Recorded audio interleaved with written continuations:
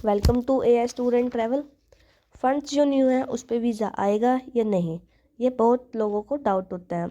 किसी हद तक ये डाउट ठीक भी है, क्योंकि हर एक कंट्री पर डिपेंड करता है कि आप किस कंट्री में और किस कैटेगरी में वीज़ा अप्लाई कर रहे हो, आपकी प्रोफाइल कैसी है। इन सभी चीज़ों पर डिपेंड करता है कि आपके फ्रेश फंड्स जो हैं वो चलेंगे या नहीं। अगर आप किसी भी कंट्री का वीज़ा अप्लाई करने जा रहे हो तो आपको पता होना ज़रूरी है कि एक आपकी बैंक स्टेटमेंट लगनी है और सेकंड फंड्स की रिक्वायरमेंट होती है कि आपके अकाउंट में कुछ फंड्स ज़रूर हो। जैसे कि अगर आपने टूरिस्ट वीज़ा अप्लाई करना है तो फंड्स जो हैं वो थिक रिक्वायरमेंट है कि एटलीस्ट आपके अकाउंट में $10,000 ज़रूर हो। इससे आप अपना वीज़ा जो है वो ईज़िली ले सकते हो। बट बात अगर हम करें कि अगर आपके पास न्यू फंड्स नहीं है और आपको ये डाउट है कि हमारे पास 6.25 से 6.5 लाख फंड्स हैं, वो हम क्या एक साथ ट्रांसफ़र कर सकते हैं या नहीं ट्रांसफ़र कर सकते, तो मैं आपको एडवाइस करूँ कि आप एक काम कर सकते हो। पहले देखो कौन सी कंट्री का अगर आप वीज़ा अप्लाई कर रहे हो। अगर हम कनाडा की बात करें तो आप न्यू फ़ंड ट्रांसफ़र कर सकते हो, बट एक चीज़ का ध्यान रखना है, जो फ़ंड है वो एक साथ ट्रांसफ़र नहीं करने। यानी कि एक दिन में आप 20 से 25 से 40 से 50 हज़ार तक की ट्रांजैक्शंस कर सकते हो। इससे आपको कोई प्रॉब्लम नहीं आएगी। अगर इस तरीके से आपने 6 से 6.5 लाख तक फंड्स 10 से 15 दिन में ट्रांजैक्शंस करके कंप्लीट कर सकते हो। लेकिन ऐसी ट्रांजैक्शंस बिल्कुल भी मत करो जिससे वीज़ा ऑफिसर को आपके ऊपर क्लियर डाउट हो जाए। जैसे कि आप एक दिन में 50 से 1 लाख रुपए मत ट्रांसफ़र करो। इससे वीज़ा ऑफिसर को आपके ऊपर डाउट हो जाता है और इस केस में रिफ्यूज़ल के चांसेस जो हैं वो इंक्रीज़ हो जाते हैं। जितने पुराने फंड्स होंगे उतने अच्छा होता है, बट फ्रेश फंड्स पे भी वीज़ा आते हैं। ज़रूरी नहीं है कि आपके पास ओल्ड फंड्स हों। इसके अलावा शेंगन कंट्री में भी सेम है। अगर आप शेंगन कंट्री में वीज़ा अप्लाई कर रहे हो और आपके पास बिल्कुल फ्रेश फंड है तो कोई प्रॉब्लम नहीं है, उससे आप थोड़े थोड़े अमाउंट ट्रांसफ़र कर लो। इस केस में आपका वीज़ा इजीली अप्रूव हो जाता है। इसमें कोई मैटर नहीं है आपके पास बहुत पुराने फंड्स हों या 3 से 4 मंथ्स पुराने हों। रिक्वायरमेंट जो है वो 6 मंथ की स्टेटमेंट की रहती है शेंगन में, और कनाडा में 3 मंथ्स की बैंक की स्टेटमेंट की। बट इसमें ये नहीं है कि आपका जो फंड है वो 6 मंथ पुराना हो, 3 मंथ्स पुराना हो।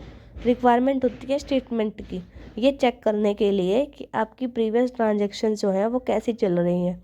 जो उसमें न्यू फंड आया है तो वो किस तरह से आया है, कहाँ से आया है, ये थोड़ा होता है।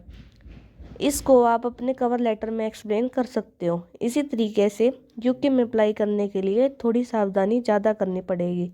यूके में थोड़ा डिफरेंट सिनेरियो होता है। यूके में ऐसा नहीं है जो भी आप फंड ट्रांसफ़र कर रहे हो वो एकदम ट्रांसफ़र कर दिए, इससे प्रॉब्लम भी आ सकती है। यूके के लिए आप जो भी फंड ट्रांसफ़र कर रहे हो, सोर्स ऑफ फंड होना ज़रूरी है। अगर आपके पास बिल्कुल फंड नहीं है और कहीं से आपके पास फंड्स आनी है तो फंड्स किस तरीके से आपके अकाउंट में आ रहे हैं ये ज़रूरी है। जो मान लो आपके अकाउंट में कुछ फंड भी नहीं है और आपके पास फार्मिंग के डॉक्यूमेंट्स हैं या जे फॉर्म है। अगर आपके पास जे फॉर्म का अमाउंट आपके अकाउंट में आ रहा है और वो प्रूफ हो रहा है, जो अमाउंट आपके अकाउंट में आ रहा है वो जे फॉर्म का ही है, तो ये वैलिड माना जाता है। वो चाहे 4 से 5 दिन पुराना हो। ये फॉर्म आप यूके एप्लीकेशन में लगा दो तो बिल्कुल वैलिड होगा। इससे आपको कोई प्रॉब्लम फेस नहीं करनी पड़ेगी।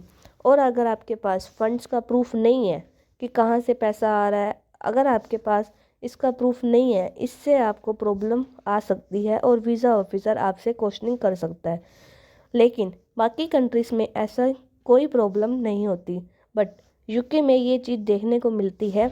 आप कनाडा अप्लाई कर लो फ्रेश फंड से तो कोई प्रॉब्लम नहीं है, यूएस से अप्लाई कर लो कोई प्रॉब्लम नहीं है, शेंगन में किसी भी कंट्री में अप्लाई कर लो कोई प्रॉब्लम नहीं है।